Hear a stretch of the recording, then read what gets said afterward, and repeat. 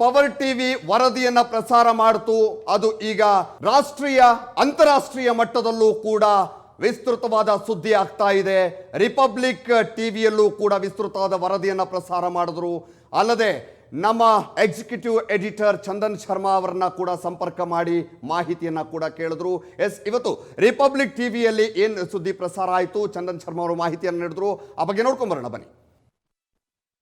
Joining us, and Shavan, we've just been told that Chandan Sharma, Power TV executive editor who exposed the IMA scam in Karnataka, was threatened by Mansoor Khan, is also joining us on the phone line. So Shavan, he's joining us live. You're joining us live. Shavan, your questions to him first. Well, Chandan, you were the first journalist in Bangalore to expose Mansoor Khan, you and your team. In fact, after that particular expose, Mansoor Khan essentially threatened you. Can you tell our viewers what exactly you found in your investigation?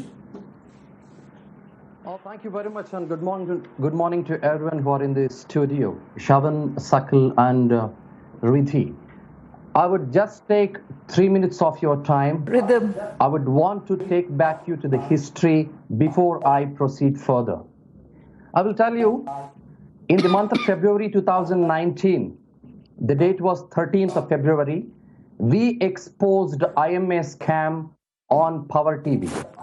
We have got every document of IMA, and we have got to know that it is the biggest of the biggest Ponzi scheme and the Ponzi scam happening in Karnataka, happening in Bengaluru, and we exposed and we showcased every document from pin to elephant, because we definitely had to care for nearly 69,300 innocent and gullible investors who had invested their hard-earned money into IMA.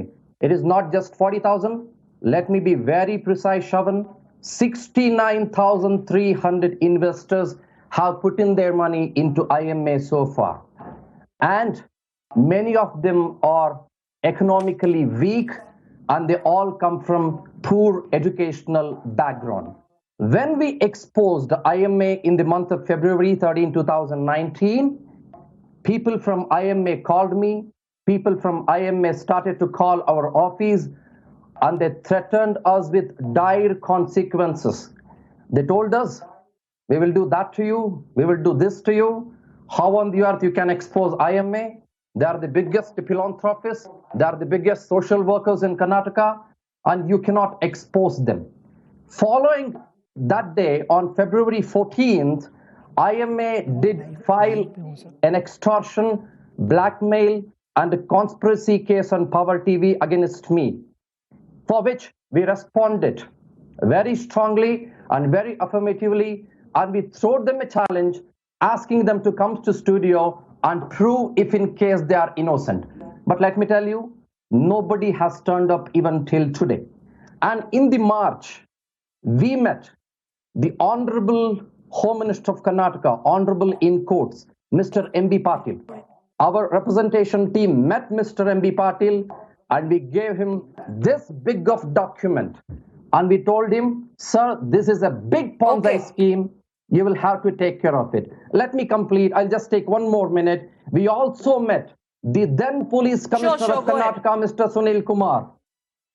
And we told him, sir, this is the biggest ever scam happening in Karnataka. Please take care of this. And we also told him, and we also showed him the IT department's notice, which was issued in the year 2017. And we also showed him 2 public notices issued by the Assistant Commissioner of Revenue Department. Okay. And we also showed him the RBI's letter to the police seeking them to investigate in this case.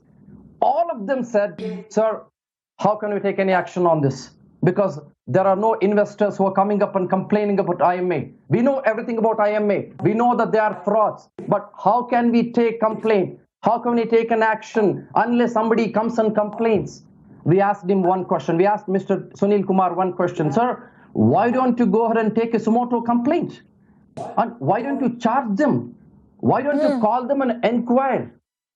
And for which innocence, and he said, Chandan, unless there is complaint from an investor, we will not be able to take this forward.